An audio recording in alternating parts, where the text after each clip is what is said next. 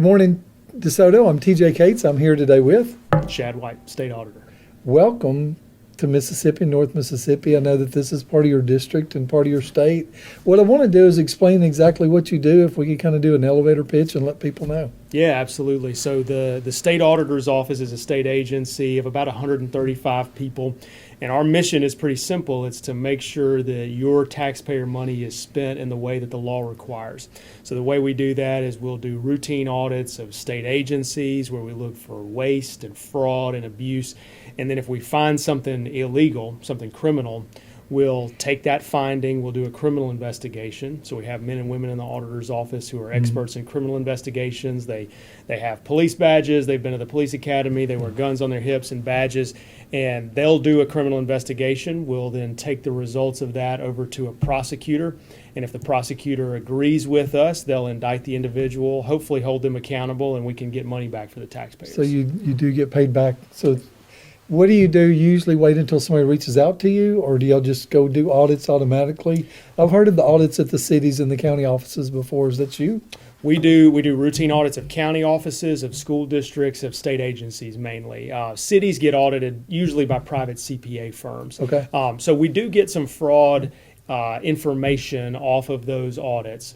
But most of the fraud investigations that we do really get initiated from whistleblower tips. Okay. So it's somebody in an office who says, hey, look, I saw that elected official or that government employee steal this money, or I see something that looks very fishy. Then they'll contact the office. They'll let us know. We take that information in anonymously. Okay. So we don't ever tell anybody in the outside world who reported what to us. That's great. We pull that whistleblower information in, and we start the investigation based on that. What is your background that landed you to this? I know we didn't pre-plan that question, but I want to cover that because it's really impressive. Yeah, I grew up here in Mississippi. I grew up in rural South Mississippi. Did an economics degree at Ole Miss, and then went to law school, and then after that became a certified fraud examiner and did a certificate in forensic accounting. So a mix of a background between law and some forensic accounting, and got appointed to this position in 2018 when my predecessor stepped down and the governor appointed me to this job. And this is an elected position in Mississippi, and so I had to run to keep the job in 2019 and 2023. And I was very fortunate, did not have an opponent in 2019, and then won pretty handily in 2023, and have been going ever since then. And I think the real reason that people have responded to what they're seeing from the state auditor's office is the team and I are getting results. So we've recovered about $75 million in the last 6 years since I've been in office in Mississippi alone. That $75 million is more than any other 6-year period in the history of the auditor's office. So I'm very proud of them and the work that they've done, because it means we're getting real dollars back from taxpayers. That's amazing. Yeah, $75 million. Yep. Can you give us any basis on cases that you cover? Yeah, so I mean, a lot of that is no specifics, right? A lot of that kind of news show. A lot of that is criminal investigations that led to arrests. And if you're interested in more of those and want to see details on those, you can look at me on social media or follow the office of the state auditor on social media. We post updates on the cases that we have, and when someone goes to prison for stealing taxpayer money, we post their mugshot up. We tell people exactly what they did so that folks know that we're out there working. I think in the long run that serves as a deterrent, that it shows people there's somebody out there watching, and we're going to be making sure that your money is spent the way that the law requires, and hopefully over time that persuades a few people who are maybe thinking about stealing money to not do it. Well, that's a good deterrent. Yeah. That's why we have jails. Yep. Well, let's talk about some of the things that would go on. Like, I know the economy's a little tough right now, but it's going to get so much better. But right now, people are really concerned about their money and their taxes and everything that's paid in. I personally didn't know until you and I had been talking the past day or so exactly what you do and how you do and why you do it. But you can actually check out any government entity, and you just go up there, you start checking it out, assign something to one of your investigators, and they start working on it. Well, and not only can we do that, but we can also look for waste inside government, which is really, I think, important right now. You raised a great topic, which is normal taxpayers are out there working hard every day. Everything is more expensive. They're still following the rules. They're still paying their taxes into the system. They deserve somebody who is working as hard as they did to earn the money and pay the taxes, looking for waste of those taxpayer dollars. And you're seeing that in the federal government too right now with President Trump coming into office. He's pulled in Elon Musk and Vivek Ramaswamy to start something they call DOGE, the Department of Government Efficiency. DOGE is going to look to find waste in the federal government. That's basically what we do every single day in the state auditor's office. One of the biggest audits that we've done looking for waste we conducted over the course of the last year, and we released it in October. We call it Project Momentum. And in that audit, we identified about $335 million worth of just fat in state government. This is waste that does nobody any good. So you have a TV screen behind you. We found state agencies buying TVs for $5,800 a pop. I got mine for $20 at the garage sale. Exactly, yeah. Because it came out of my pocket. Normal people, when you're spending your own money, are frugal, right? Yeah, I'm not going to pay $5,800 for a TV. But if you're working in the government and you're a bureaucrat, sometimes if you're spending somebody else's money, taxpayer money, then you don't go out and try to find the best deal. So we see little things like that, the TV for $5,800. We see cell phones that are being purchased and used by state agencies that are never even turned on. So the state of Mississippi, on average, spends about $340,000 per year on cell phones for state employees that are used 0 minutes per month. That's the kind of stuff that we dig into in the auditor's office. Why would they have a phone they wouldn't use? Well, you may have an employee who says... I'm just curious. I didn't know. An employee may say, I need a phone. And so their boss at the state agency, rather than have a fight or argue about whether or not they need a phone, they say, all right, here's a state-issued cell phone, paid for with taxpayer money. And they may use it for a few months and then forget about it or not use it. And yet the taxpayers are still paying for that plan, right? So that's the kind of stuff that you really want to dig into and find. And that's the waste. That's the waste. That does nobody any good. Okay, so I know that I guess whenever somebody puts in something, they make them bid on it. So that's the thing where they make multiple companies bid on it. Is that correct? Yeah. So doesn't that kind of control the waste? But waste can also be overpaying for things that you shouldn't. That's absolutely you shouldn't right. be paying for. You can really do interesting. You can do a procurement process and have multiple vendors bidding against one another and still end up spending more than what some of our other states spend. I'll give you a very basic example. Good. I like examples. This is really It's fun to interesting. me because we get to highlight real instances of places where government is not operating well and show taxpayers what's happening to their money, hopefully to get a change. Okay. So everybody talks about all of the spending on cars in state government. You see all these cars running around for MDOT or another agency or whatever it may be.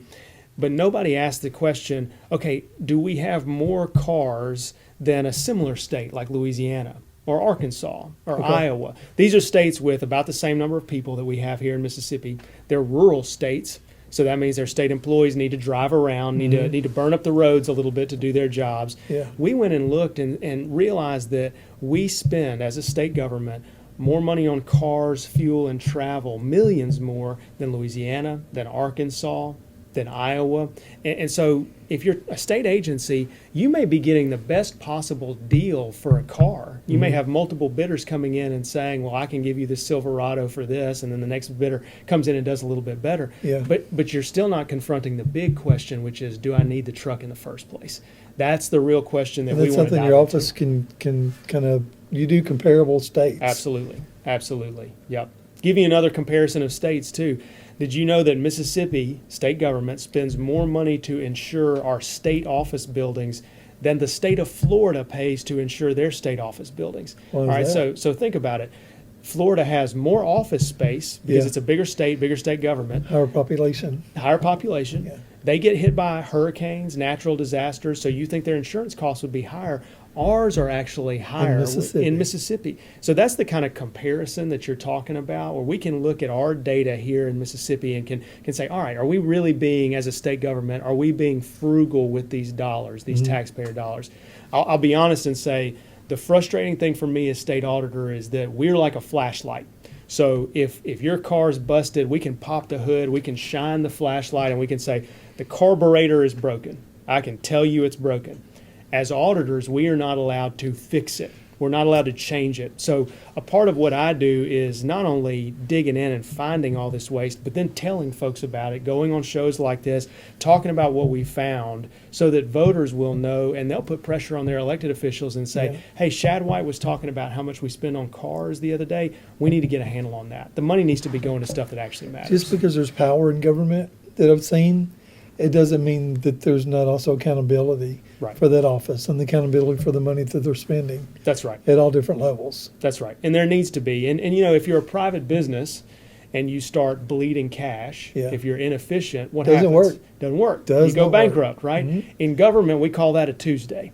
That's the whole problem, is that state agencies can waste money, and if no one calls them out on it, nobody steps up and says, hey, you don't need to be spending money on that, then the waste can continue. So part of what I like doing is not just uncovering this, but showing the taxpayers where their money is being misspent, and then challenging our other elected officials and saying, hey, we need to be doing better than this. Well, so what you're talking about in waste, is that things that get uncovered a little bit when you do comparables with other states, but that's something that you do by your audit? Yes.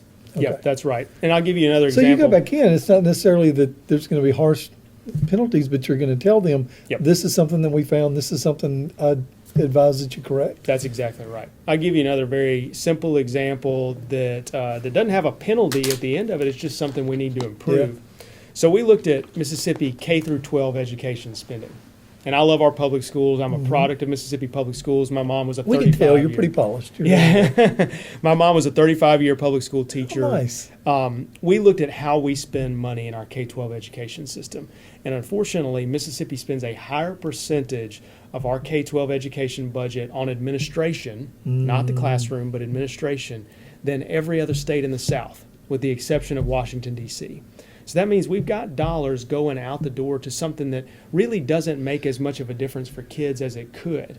We still have the highest paid state superintendent of education in the country, but we've got some of the lowest paid teachers. This just doesn't make good common sense. How can you balance that out? So that's the question, right? If it's not illegal to do this, it just doesn't make good sense. Right. How do you fix it? How do you fix it? So one of the recommendations that I have is we should have a state law that says 50% of all K-12 education dollars have to go to teacher salaries. Okay. This is very similar to something that Texas debated last year. And if you did that, if you move that money from administrative waste over into teacher salaries, you're talking about a $400 million increase in the amount of money we're spending on teacher salaries. For a teacher out there, that means on average about a $13,000 teacher pay increase. It's amazing. It's amazing. $1,000 a month. That's exactly right. So that's a lot of money. That helps address our teacher shortage that we have in Mississippi. It helps us recruit talented teachers into the classroom. Everyone knows, it just makes good common sense. Everyone knows the dollars that you spend on teachers in the classroom, that's what matters the most for kids and for parents who are putting their kids in the school system. So these are good basic things we need to be doing, but you can only make good common sense decisions if you have access to the data on how we're spending the money inappropriately or unwisely, and then we talk about it. We have a real conversation about how we could do better. When you took your class after you graduated law school, did some of these things just seem unreal that could really be going on, or did you just really, wow, I want to fix that, I want to fix that, I want to fix that? Yeah, you know, as I was going through law school, I had a huge interest in criminal justice and really wanted to be a prosecutor when I was going through law school. I think you'd be good at it. And then I got into this job, and I thought this is really the best of a lot of different worlds for me, because I'm not a prosecutor. I don't get to make decisions on who gets prosecuted, but I do get to lead a team of investigators if we see something criminal has been done with taxpayer money. But then also on the side, we can go look for waste and inefficiency and brokenness in government, even if nobody's stealing the money. So all the stuff that we've talked about in the last few minutes. So waste is not stealing, but it still needs to be fixed. Absolutely. Absolutely right. So I told you we recovered $75 million in the last 6 years. That's in money that was mostly stolen. Not all of it, but mostly stolen. All right. That's a lot of money, $75 million. But in one study looking for waste in state government, we identified $335 million of waste just in 13 different state agencies. So the amount of money that goes down the drain that really isn't stolen, but it just isn't benefiting anybody, that's a massive amount of money. And we have to get a better handle on that in the state of Mississippi if we want to be able to afford the roads and bridges that we need, especially Very up here in important DeSoto on the County. roads. Absolutely. Yeah. If we want to be able to pay teachers what they need to be paid, if we want to afford all the cops on the street that we need to Very make our important. communities safer, that's the stuff that actually makes a difference to As our people's lives. population grows, we need to have our first responders, and the ambulances are $1 million a piece is the estimate right now, and we're looking at new fire stations all over the place. The police, one thing that in DeSoto County they're all fighting is the bigger budgets of Memphis and Shelby County. There's more crime up there; it's more dangerous. Place the same thing with teachers. You said your mom was a teacher for 35 years, and I'm sure she was a big influence on what you're doing. She appreciates it. So great. So that's what my next question would be. All these millions of dollars, where does that come when it comes to your office or wherever it goes? Where does it go back to? If we recover What's the money, rebound on the money? Where's it going? if we recover money that's been stolen, the money goes back to the place it was stolen from. Yeah. So, for example, we had a case in Coldwater, Mississippi, not far from here. If the case had been a $200,000 theft and we recovered, $250,000, 200 grand would go back to Coldwater, tiny little Coldwater, Mississippi. Yeah. They would get paid interest on that. Okay. And then on top of that, there would be investigative costs, and that would come back to my office. Okay. So in that scenario, you'd probably look at like 200 grand going to Coldwater for the principal that was lost, maybe 25 grand for the interest, and then another 25 grand back to my office for the investigative fees. Let's say that you're doing audits just automatically and you find waste. What's the response from some of the municipalities? Some of them, are they interested in changing the way that they do it, or they just see that that's their play? I imagine that they would say that, you know what, you're kind of stepping on our toes here. We're running our city. We're making money. We got great budget. We have great growth. Do they ever give you like pushback at it, or are they always kind of open to? It's mixed. It's mixed, and it depends on who. And that may be a personal is. question for you in the municipalities, but for taxpayers, it's kind of something I would like to know. My approach is this: like, I'm never going out looking for a fight, but I got hired for a very specific job, and it is to tell taxpayers what happened with their money and if there are better ways of spending it. So when we did this big project where we looked at 13 state agencies for waste, the reaction from the directors of those agencies was pretty interesting, and it was different. So you had some agency heads who even went to the news and they said, look, I'm glad that he's done this audit. This highlighted some stuff that I can work on, that we can do better in our state agency. I like it, frankly, when somebody who's in my office comes up to me and they say, hey, Shad, I think we can do better in our office on this specific thing. Yeah. I think we should be more efficient on this matter right here. There are some state agency heads who did not like it at all. They said, hey, it's not your business how we spend money. And my answer to them, politely, of course, is, yeah, it is my business because I'm the state auditor. I was elected to look at this money. They would say that. And the facts don't care about whether or not your feelings got hurt over it. The truth is just simply the truth, whether it makes somebody upset or not. And I'll just tell you this in general. I mean, I find that there are a lot of politicians in Jackson who will occasionally do their jobs, but if doing their jobs ever makes somebody important mad, or makes a big powerful lobbyist mad, or makes some celebrity mad, they back away. And I'm just not going to do my job that way. I got elected to tell taxpayers what happened with their money, even if it makes a few powerful people upset. And so that's what I think about every day when I walk into the office. And I'm lucky to be surrounded by 130-something other people who share that same value. Do you share offices all over the county or all over the state? So we have our main office in Jackson. We have a smaller investigative office in Oxford and another one in Biloxi. And so we operate out of those. But I will say this too, we have smaller cubicle areas where local auditors will go and work. So we may have an auditor, who spends most of his or her time auditing counties in southeast Mississippi, and they may have a space that they go work out of. So to answer your question, we're very spread out all over the state because we have to be. It's a big state. It's a big state. Geographically, it's a big state. We have to be spread out. What's your future looking like? It's a great question. You like what you're doing? I love what I'm doing. You don't have to share any big plans you may have down the road. I just was kind of curious about that. I love this job, and I think it's great. I've already told you about some of my frustrations, which is we can highlight the waste, but I can't fix it. Correct. So I've been very open about telling people I'm seriously considering running for governor to fix some of this stuff that we're talking about. Yeah. I'm really motivated by my kids. So I have three children, ages 5, 3, and 1. And every day that I wake up, I look at them and I ask myself, what am I going to do today to make Mississippi better for them? God put me in a position in this job where I have the ability to influence our state and try to move policy forward in a good direction, try to cut the waste, try to do things that actually matter for normal people. What am I doing for them today that is going to make Mississippi better?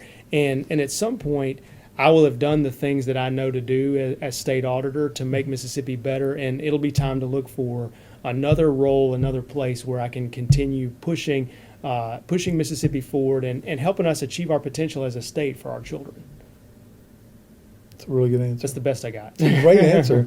It just is. Well, thank you so much for your time. Thank you It's for been having me, wonderful man. It's good that to this see you. actually worked out, that you got to come in. I appreciate you reaching out a month or so ago, and I know that you have many things going on in North Mississippi and all of Mississippi. I personally, as a taxpayer, want to thank you so much for everything you're doing. Thank you for This is having going to me. be I appreciate eye-opening for a lot of people. Thanks, brother. Okay. This is TJ Cates, and I'm with.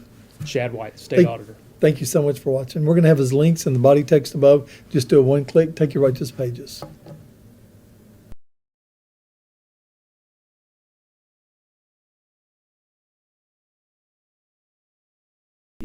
They'll charge